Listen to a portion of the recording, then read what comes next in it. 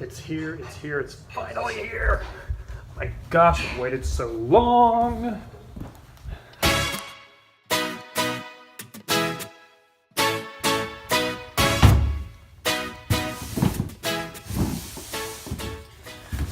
Well, this is an empty room we have. I think my mom's trying to turn it into like a guest room or something, but it'll serve as a great room to film.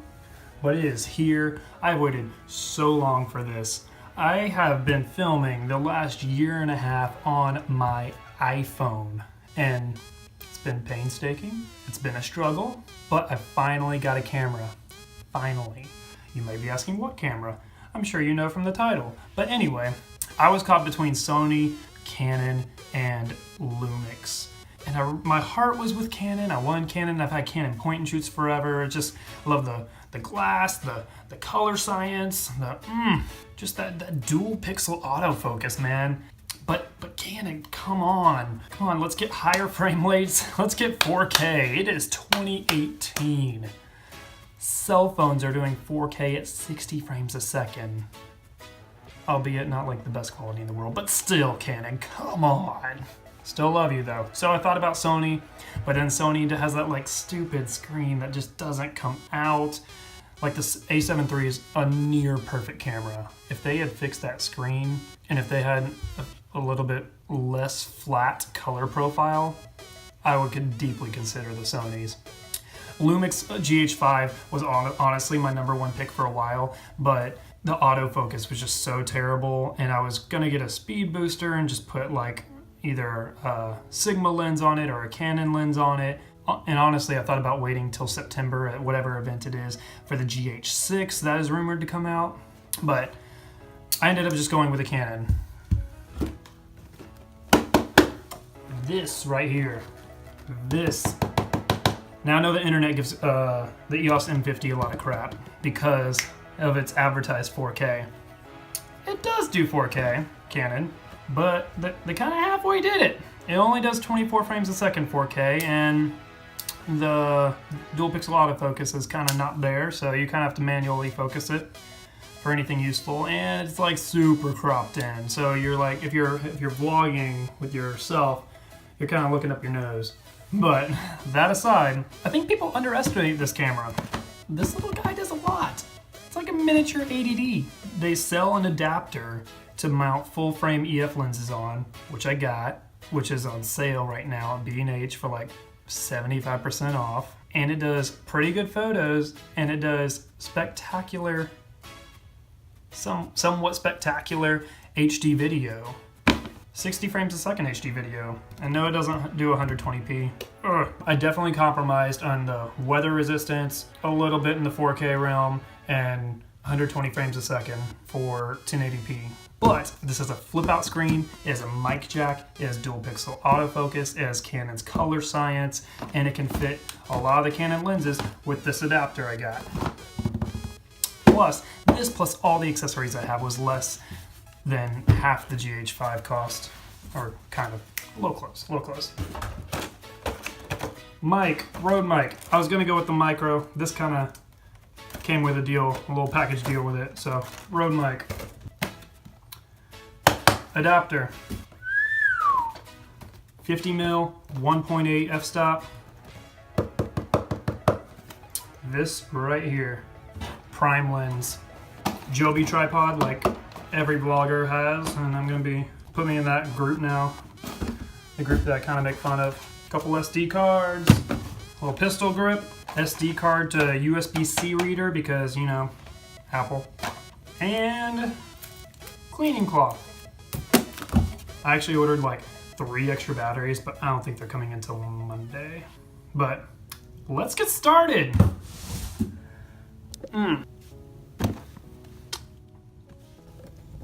By the way, I haven't opened any of these boxes yet.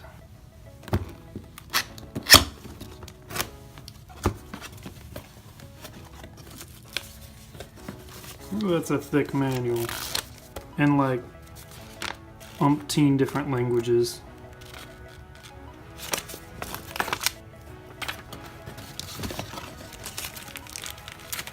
Camera strap. an okay kit lens.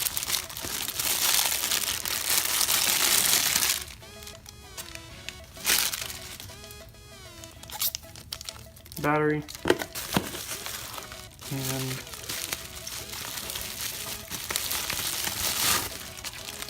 camera.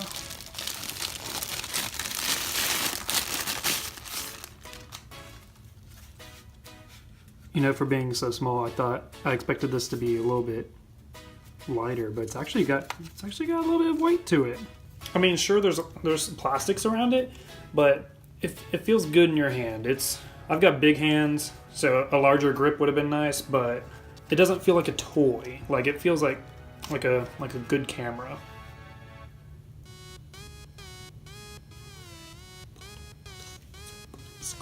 Oh, thank you! Dear camera companies, thank any one of you that has decided to put an articulating screen on their camera. Like, really? Millennials are a poor generation. We can't afford, like, cameramen. We gotta film ourselves. Importante. Some mic input there, tripod mount, battery input, SD card slot, HDMI out and micro USB out, hot shoe mount.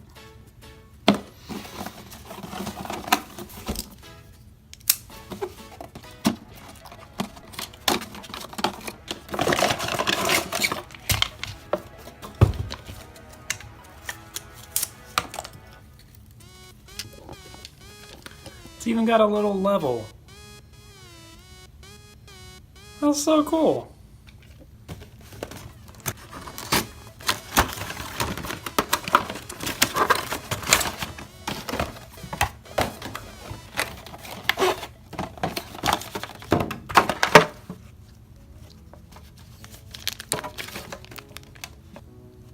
A little bigger than I was expecting, especially for this small camera, but how's that look size-wise? And not terrible.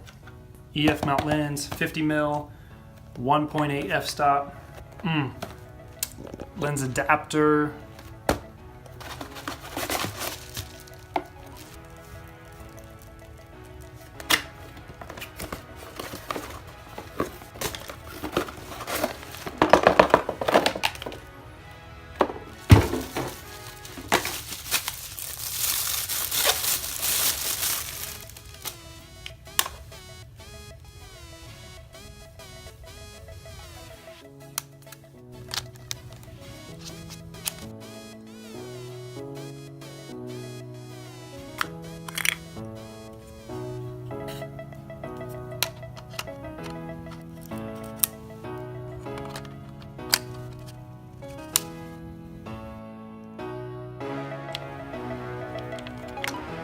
So essentially that adapter is just like a hole. I really hope that Metabones one day makes a speed booster for this thing, so we could fully take advantage of these full frame lenses. Because otherwise it's just a hole to see right through it. Alright, but let's test it out. Let's see how this puppy performs.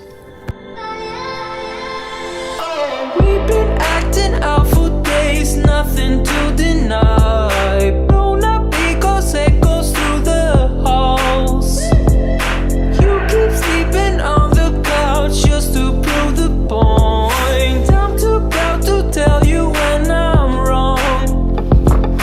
Arguments spinning in circles, we're fighting for days, stuck in a phase. I think we're losing the reason.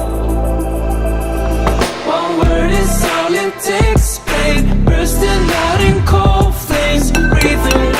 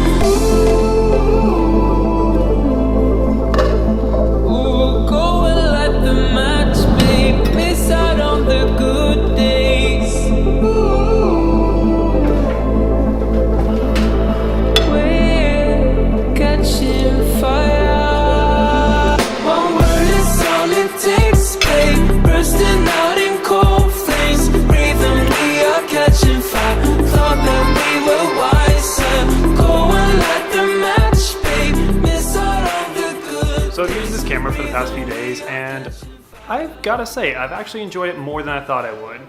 I was looking initially, like I said, to like the GH5 or something, and then decided to get one of these instead, you know, lower cost, can get more lenses right off the bat versus having to save up for them. But it's been a great camera, it's impressed me.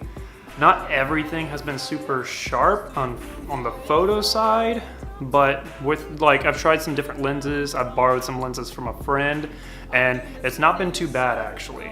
So it's been awesome for video. This little lens right here, this guy, the 50mm of 1.8 has been great. My only complaint is that I wish it were stabilized, but it's got a great shallow depth of field. The autofocus isn't too noisy. It's there, but like not that bad. But yeah, that was like just a EF lens adapter. It's not bad at all. It's like a perfect B-roll lens essentially, and it's only 125 bucks. So definitely get it. Now, for the camera itself, I like that a lot of the buttons are mappable. I like that as a headphone jack. The headphone jack I feel like could be in a better placed spot. It's like in the side there, and it's kind of blocking the screen as it flips forward, but it's not the end of the world. You can kind of flip it like halfway and then flip it around and then flip it the rest of the way. It's all right. Now the camera grip, it's not as big as I was thinking. So that can be a pain, like to hold it with big hands. Like I have long fingers and big hands, so that was a pain. But if you have like a pistol grip or like a Joby tripod, it's all right. It's not bad at all. Overall, I've really enjoyed this camera. It's proven to be like kind of like a mini ADD. It's not bad. It could do more with 4K, I think, and I think we'll see that from Canon soon, hopefully this year. And I wish it did 120 frames a second at 1080p. It does it at 720, but what can you do? What I end up doing is usually just doing 60 frames a second full HD, and then just doing optical flow in Final Cut Pro. It adds like those missing frames when you slow it down. So you kind of fake slow motion, but it's honestly worked for me in my past videos, even with iPhone footage, which is not always the best. But yeah, I've really enjoyed this camera, and honestly, for a YouTuber, I think it's a great camera. Even if you already have a main camera, it's a good backup camera. And by the way, that omelet was not as good as it looked, but it was still alright. Oh, and also the autofocus on this is gold. But honestly, when it comes to B-roll, like when I'm behind the camera, I do end up doing manual focus more than I thought I would. But that's all I got for you guys today. I will try to shoot my future videos on this camera. That's kind of what I got it for. I'm super psyched about it. Alright guys,